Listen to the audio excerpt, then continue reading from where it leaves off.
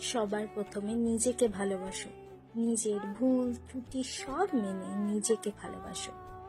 আর কারোর জন্য না হোক, দিনের যে কোনো একটা সময় নিজের জন্য বার করো।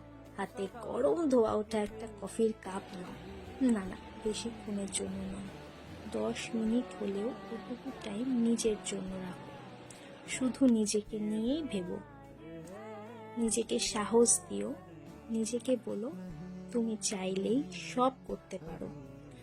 তুমি যখন খুব দুঃখে থাকবে, নিজের সাথে নিজের দুঃখের কথাগুলো শেয়ার করো।